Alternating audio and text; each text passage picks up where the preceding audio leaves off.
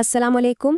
آج کل ہر طرف آن لائن بزنس اور کمانے کے چرچے ہیں، لیکن کیا کبھی یہ سوچا کہ جس کام میں ہم داخل ہو رہے ہیں وہ حلال بھی ہے یا نہیں؟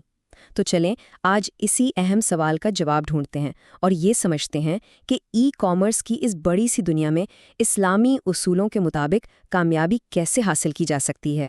دیکھیں، بہت سے لوگ ای کامرس میں آ رہے ہیں، خاص طور پر ڈراپ شپنگ جیسے ماڈلز میں، لیکن ایک مسلمان کاروباری کے لیے سب سے پہلا اور سب سے اہم سوال یہی ہونا چاہیے کہ بھئی کیا میرا یہ آن لائن کام حلال ہے؟ آئیے سب سے پہلے سب سے مشہور ماڈل یعنی ڈراپ شپنگ کو ہی دیکھتے ہیں۔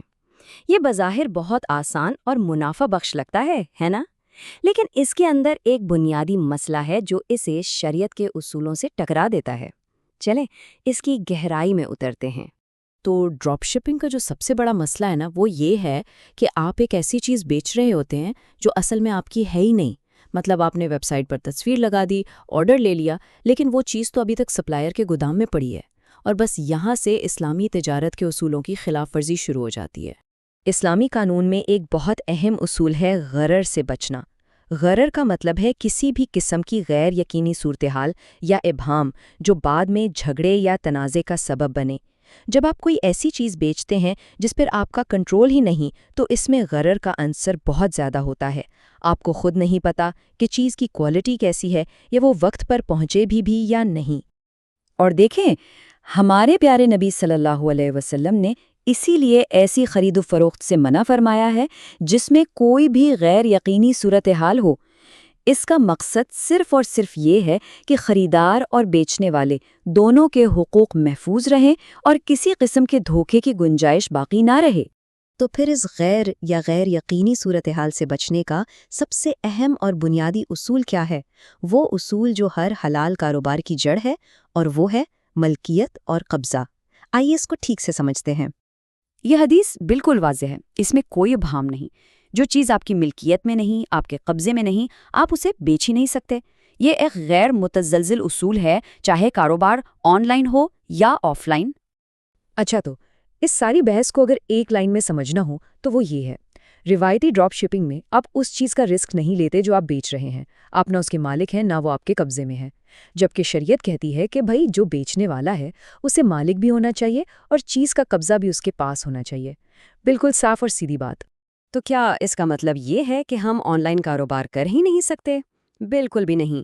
اسلام کی خوبصورتی یہی ہے کہ وہ ہمیں صرف مسائل بتا کر نہیں چھوڑتا، بلکہ ان کا ایک بہترین حل بھی دیتا ہے۔ تو آئیے دیکھتے ہیں کہ وہ حلال راستے کون سے ہیں۔ ہمارے پاس دو بہت ہی زبردست اور شریعت کے مطابق ماڈلز موجود ہیں۔ ایک ہے وکالت یعنی ایجنسی، اور دوسرا ہے مرابحہ۔ یہ دونوں ماڈل نہ صرف آپ کے بزنس کو حلال بناتے ہیں بلکہ اسے مزید شفاف اور قابل اعتماد بھی بناتے ہیں۔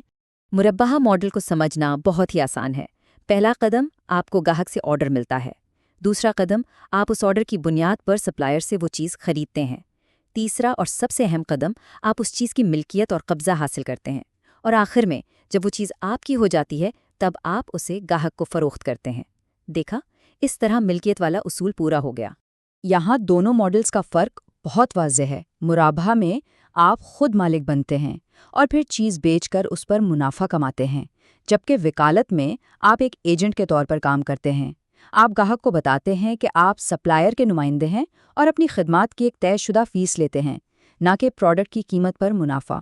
یہ جو اصول ہے نا، یہ صرف ایک دو لین دین تک محدود نہیں ہے، بلکہ یہ ایک پورے معاشی نظام کی بنیاد ہے۔ ایک ایسا نظام جو انصاف، شفافیت اور ذمہ داری پر قائم ہے۔ آئیے اس کے پیچھے کی گہری سوچ کو سمجھتے ہیں۔ ایک بات ہمیں ہمیشہ یاد رکھنی چاہیے، اسلام منافع کمانے کے ہرگز خلاف نہیں ہے، بلکہ یہ استحصال کے خلاف ہے۔ ان تمام اصولوں کا مقصد صرف یہ یقینی بنانا ہے کہ منافع محنت، ذمہ داری اور حقیقی ویلیو پیدا کرنے سے کمایا جائے، نہ کہ کسی کو دھوکہ دے کر یا غیر یقینی صورتحال میں ڈال کر۔ اسلامی معیشت کا ایک سنہری اصول ہے الخراج بالضمان، یعنی منافع ذمہ داری کے ساتھ آتا ہے۔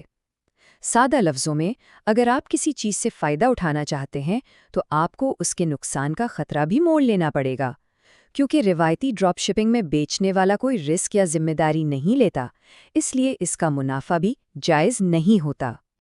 اور آخر میں یاد رکھیں کہ ہمارا مقصد صرف منافع کمانا نہیں ہے، ہمارا مقصد ایسے کاروبار کھڑے کرنا ہے جو نہ صرف ہمیں دنیا میں فائدہ دیں بلکہ آخرت میں بھی برکت کا ذریعہ بنے، اور جو مکمل سچائی اور دیانتداری کی بنیاد پر قائم ہوں۔